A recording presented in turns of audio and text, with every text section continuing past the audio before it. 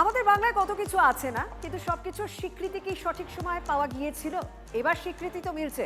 আমি পিসিআরকে বলবো একটা ওয়াল প্লে করতে, তাহলে আপনারা বিষয়টা বুঝে যাবেন। দেখুন, চন্দননগরের সূর্যমোদকের জল ভরা সন্দেশ জিআই তকমা পেয়েছে। জনাইয়ের ওই যে মনোহরা জিআই তকমা পেয়েছে। অন্যদিকে কৃষ্ণনগরের সরপুরিয়া এবং মাটির পুতুল। আর জানেন তো, এই পুতুল থেকে একটা কথা বলতে ইচ্ছা করে, যারা কাঠের পুতুল তৈরি করতেন এতদিন বর্ধমানের পূর্বস্থলীতে, তারা প্রাণ ফিরে পেয়েছেন, কারণ তাদের তৈরি শিল্পের পাশেও জিআই তকমা। যেমন কৃষ্ণনগরের ঘূর্ণির মাটির পুতুলের পাশেও জিআই তকমা। সেই বাংলার স্বাদের নিজস্ব পুতুল পেল জিআই স্বীকৃতি। নদিয়ার কৃষ্ণনগরের ঘূর্ণির মাটির পুতুল। রাজা কৃষ্ণচন্দ্রের আমলে রাজপরিবারের মূর্তি তৈরির জন্য কয়েকজন শিল্পীকে নিয়ে আসা হয় ঘূর্ণিতে। জলঙ্গি নদীর এঁটেল মাটি দিয়ে চলে শিল্পকর্ম।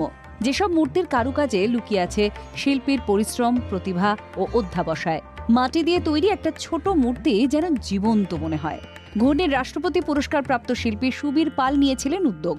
অবশেষে মিলল জিআই স্বীকৃতি।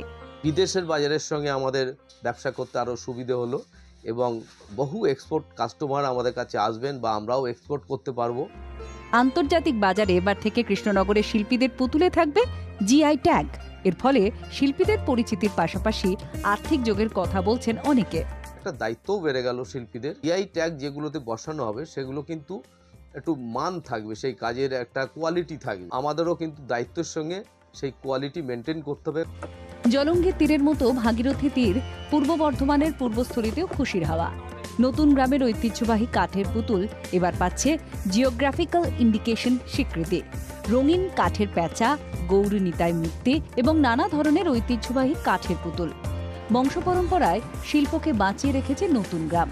প্রজন্মের পর প্রজন্ম ধরে কাঠে ফুটে উঠছে লোকশিল্পের বিভিন্ন ঐতিহ্য। বর্ধমানের নতুন গ্রামের প্যাঁচা একটা আরো রাজ্য জুড়ে বা বাইরেও নাম হয়ে গেল। আমাদের ছোট শিল্প যে এত গুরুত্ব দিচ্ছে, আমাদেরকে বিশ্ব দরবারে যে যত মানুষ চিনবে, শুনে আমরা সত্যি আমরা গর্বিত বোধ করছি।